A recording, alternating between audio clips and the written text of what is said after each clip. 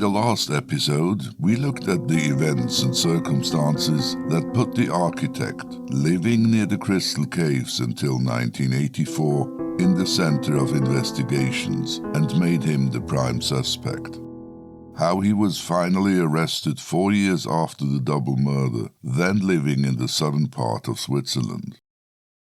But unable to connect their main suspect to the double murder, and with no new evidence coming to light, the police largely ceased their efforts to solve the case by the end of 1986.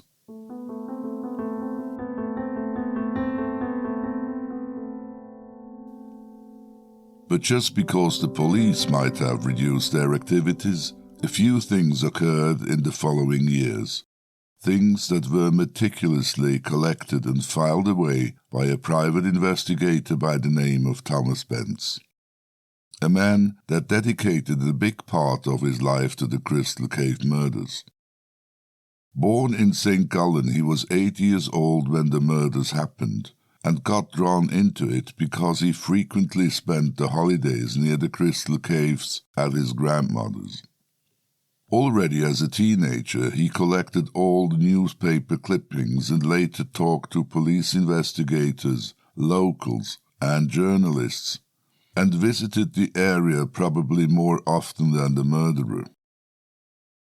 By the turn of the century, he was the man to talk to if one wanted to know anything more than what was written in the newspapers. It is without a doubt due to his persistence that the case never went into oblivion. The police may have given up, but not so Thomas Benz.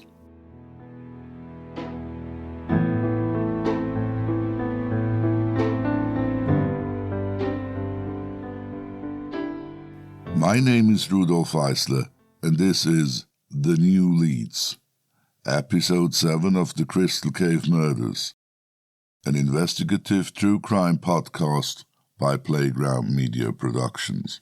All interviews were recorded in German and translated into English. All voiceovers were done by speakers that are not related to the case. All individuals mentioned in this podcast must be considered innocent and cannot be prosecuted or convicted, as the 30-year statute of limitation for murder in Switzerland was reached in 2012. The presumption of innocence applies at all times. And finally, this podcast was written without the assistance of ChatGPT or AI.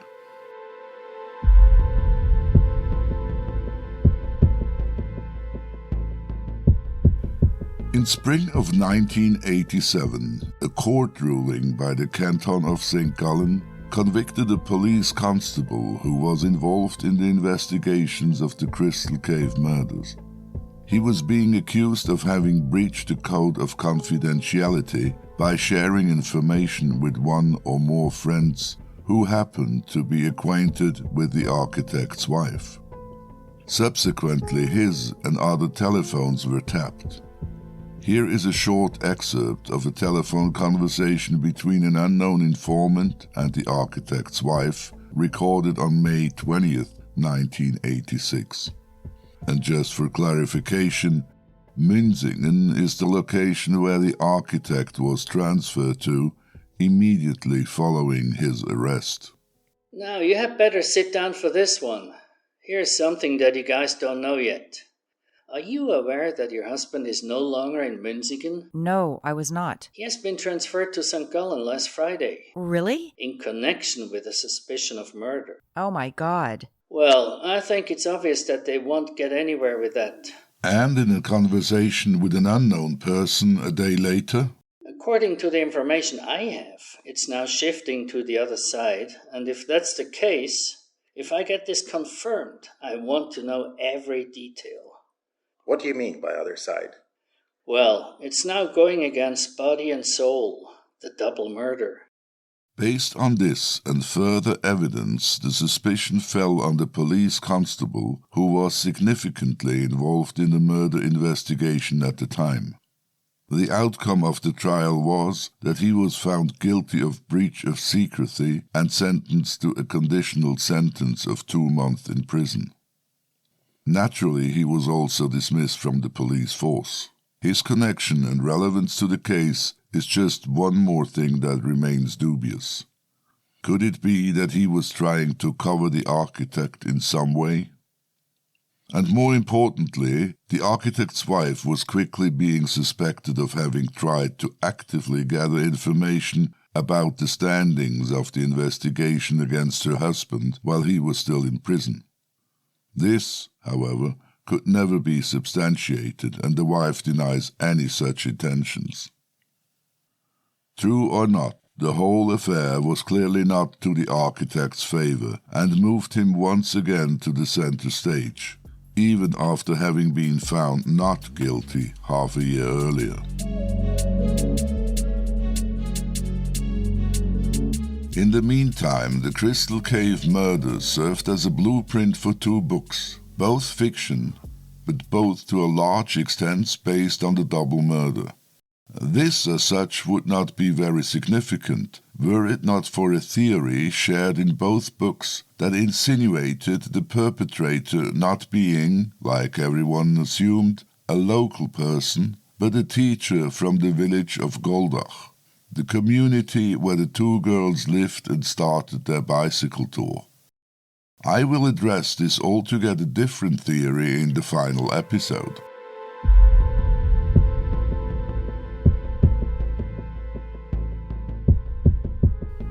Now, before we get into the most baffling new evidence that came to light 35 years after the murder, let me briefly tell you about the unique 30-year statute of limitations for murder in Switzerland.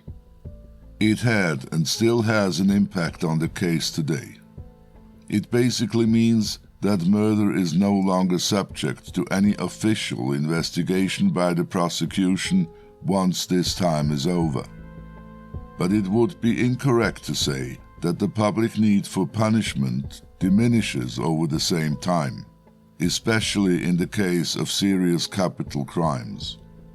There have always been dramatic murder cases that capture the public's imagination more than others, even decades later.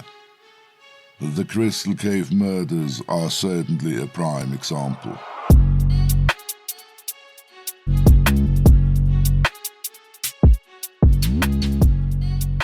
In 2012, the statute of limitation for murder was reached, meaning it would not be possible to convict anyone, even if new evidence were to come to light, or the murderer or murderers were to confess. And as we have already heard, the prosecution did not waste any time to bring the case to a closure. Most of the evidence was either destroyed and some of it returned to the parents. When it became known that the prosecution also destroyed most of the files, the press, and certainly all private investigators were rightfully upset. Yet it remains unclear to this day which files were destroyed and which they still have in their archives. Nevertheless, the following statement was given by a media spokesman of the police in 2016 and confirmed to me when I talked to him on the phone just recently. The St. Gallen Cantonal Police have officially closed the case, but it remains unforgotten. Every new lead, every clue, and every indication will continue to be taken up, even if the statute of limitations has been reached. The statute of limitations is a matter for the public prosecutor's office. The police investigate independently. But in reality, the police never showed an interest in following up on the case. In 2016, the nephew of Karen Gattaker submitted a request to the public prosecutor's office requesting access to the records that were still available. This, in short, is the official reply he received. Dear Sir, as you were not party of the proceedings concerning the homicide of your aunt and Bridget Meyer, you do not qualify to be granted access to the criminal files. The reason being is that your concern with the case is of personal curiosity, and the fact that you would like to know what happened at the time is primarily out of self-interest. However, you have the possibility to challenge this decision. In this case, we would have to obtain the consent of all parties involved. The resulting costs would be borne by you in the event of a negative decision. Kind regards, the Public Prosecutor's Office. This shows that the prosecution did not have an interest to share information and records that still are in their possession, justifying their decision by citing a legal resolution that entitles them from making criminal records public after the conclusion of an investigation. Not surprisingly, the nephew did not further pursue the matter, since it would have cost him a considerable amount of money if only one of the parties involved would have objected to his request. This also had an impact on all private investigations that followed, mine included. Because the Public Prosecutor's Office does not make their records available, in-depth investigations are limited.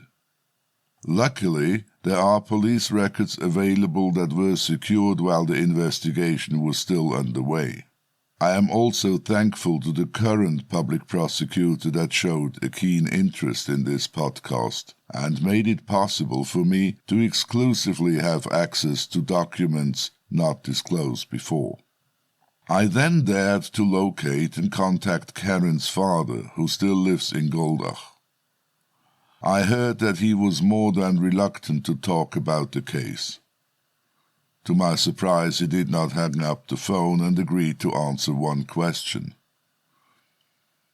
I was somewhat taken aback, but then asked him one question that I remembered not having been asked by anyone investigating the case before: if he could tell me where the girl's camera and film had gone.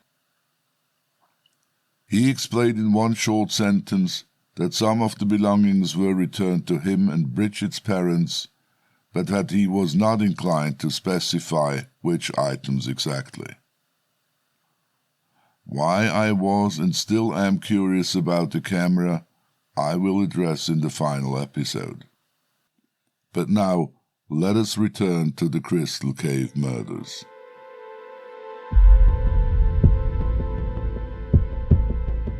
In 2016, in connection with the nationwide Swiss newspaper 20 Minutes, the renowned German profiler Axel Petermann visited the area for the first time. He returned 2 more times to finally include his account and interpretation of the Crystal Cave murders in his book On Behalf of the Dead, featuring them as one of 3 cold cases he was personally involved in as a profiler. Himself an expert, he had led the first homicide unit in Germany. His analyses were based on the FBI profiling methods, the technique to pinpoint the perpetrator of a violent crime by identifying the personality and behavioral characteristics of the offender, based on precise analysis of the crime committed. He spent weeks in the area, talked to investigators and locals, visited the caves, and even participated in reconstructions of throwing dummies over the ledge by the caves to see where they landed. The results of his efforts were collected in the 2nd chapter of his book. The conclusion being sobering and basically supported what was already known. In his summary, he came to the conclusion that the perpetrator must have been between 25 and 35 years of age, that he was not a pedophile, nor a sadist, nor a repeated offender. He is convinced that the girls were in the wrong place at the wrong time, and that extraordinary, unpredictable events led to the double murder. The perpetrator is no stranger to the people in the village, he wrote. In short, he basically confirmed what the tabloid Blick had written 2 days after the bodies were found. A mountain climber, strong as an ox, familiar with the area, and cold-blooded. Supporting the German profiler was also Thomas Benz, who had become hooked if not obsessed with the case. Together with a former policeman, he founded an independent group of interest in 2017 with the goal to achieve what the police did not: to solve the case, to collect and follow up on new evidence and leads. With the help of new instruments like social media channels and the like, they set up a website, mail address, and connected to social media platforms. But what started promising, and without, of course, any support from the police, soon ended because the two founders displayed major differences on how to proceed and collaborate. And yet, in the very same year, 2017, a woman living in the village of Burneck, about 2 kilometers from the Crystal Caves, contacted Thomas Spence with the most disturbing new evidence that you can imagine, and which, you may have guessed, once again incriminated the architect.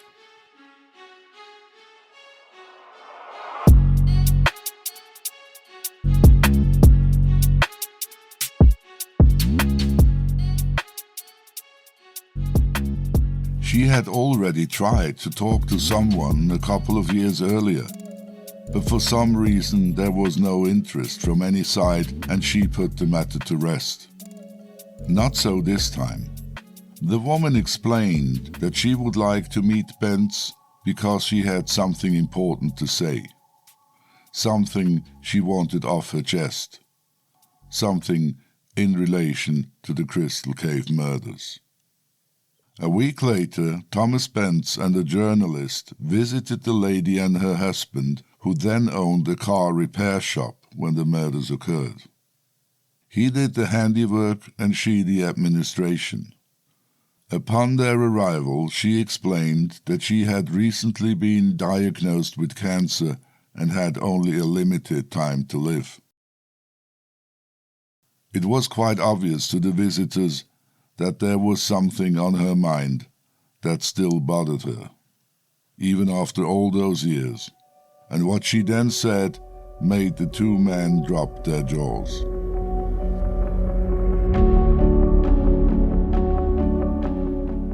The woman explained that 2 days after the disappearance of the girls, the architect showed up at their garage with his Mercedes 230e. He appeared nervous and deranged, asking her husband to repair a damage. The front right indicator and both sides showed scratches, as if the car had gone off the road landing in some shrubs. The architect insisted that the repair should be done without delay because the car was only temporarily in his possession.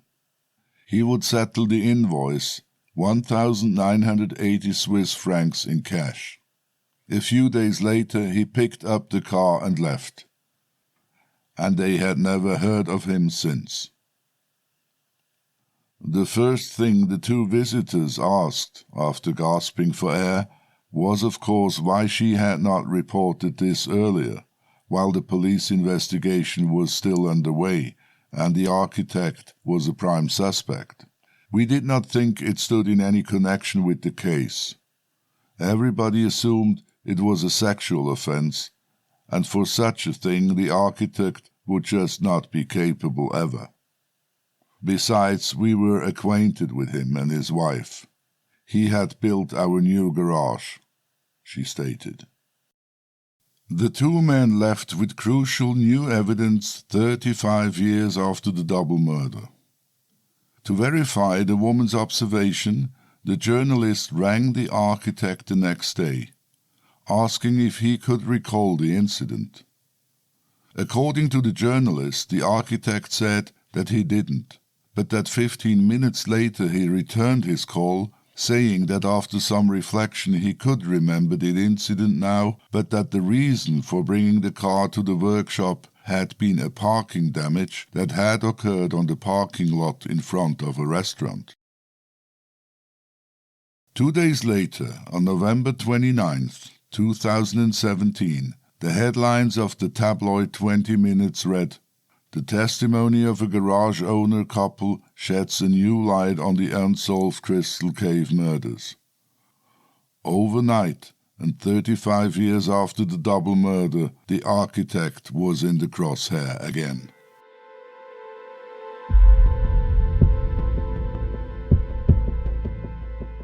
I had to talk to the garage owners myself and found out that the wife had meanwhile passed, but that her husband still lived in Berneck.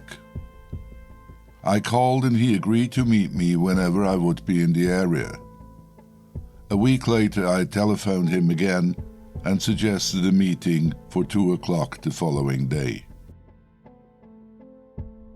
I rang the doorbell and it took a while until a white-haired man in his early 80s opened the door, greeted me politely and asked me to enter the house that once was part of his pride, a successful, well-known repair workshop that his son did not want to continue after his retirement.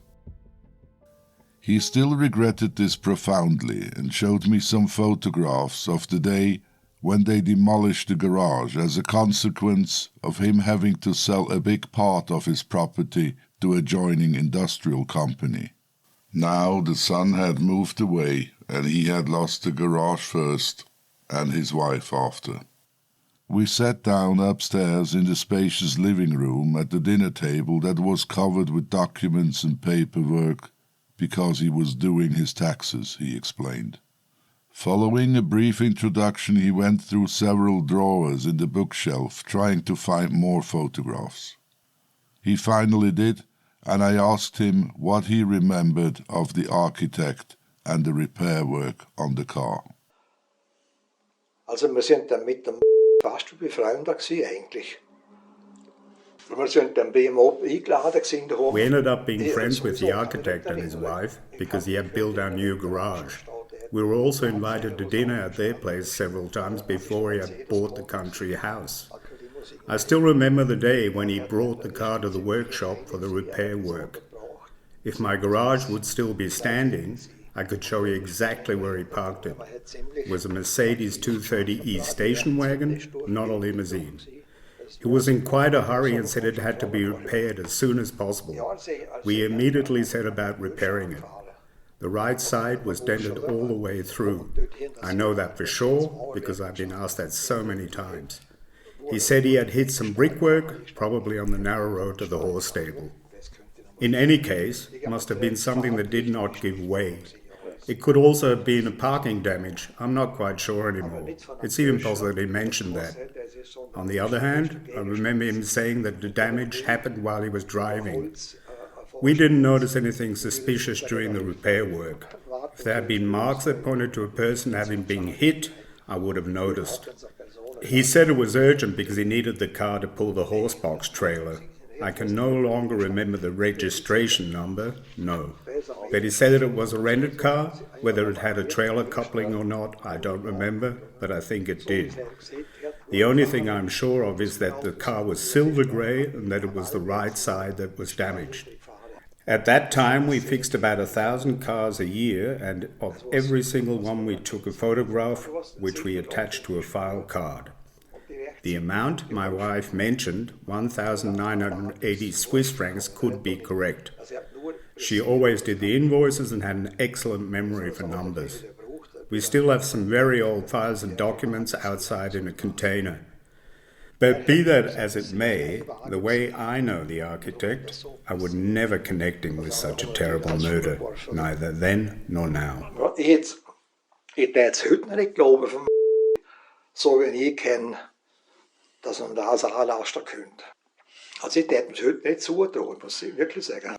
His testimony was very much a blueprint of the statement his wife had given to Benz and the journalist 5 years earlier.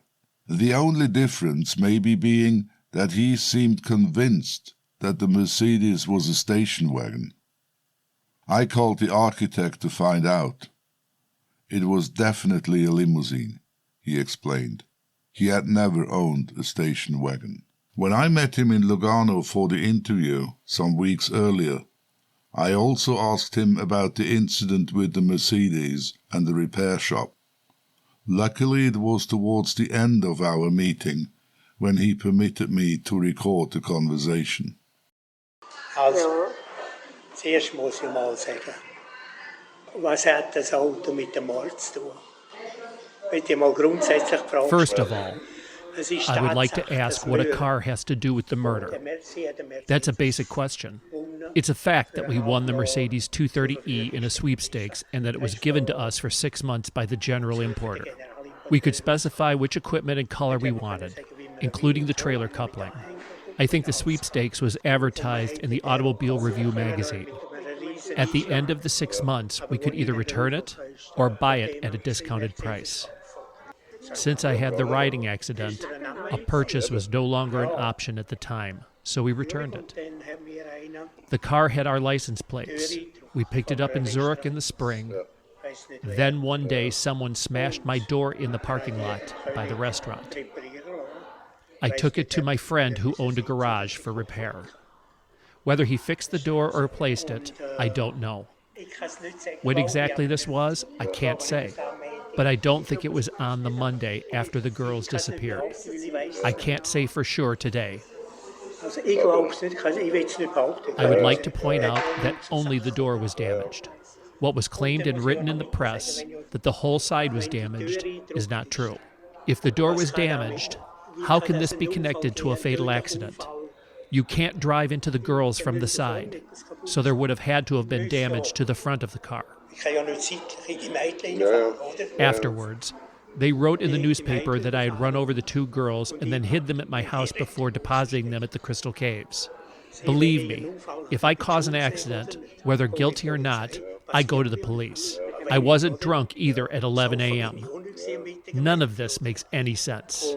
So you can see how vicious fantasies were developed to get me down. Anyone who can think normally must realize that. Da muss ja jeder, der normal denkt, sagen, da gibt's ja nicht. I then asked him explicitly about the telephone conversation with the journalist. He vehemently disputed the version that was printed in the newspaper. He said that when the journalist rang him, he was driving, and that he did ring him back not because he needed time for reflection, but simply because he did not want to have this conversation while driving his car. And as if this was not enough, out of the mist of the Rhine Valley plains rose yet another puzzling observation shortly after.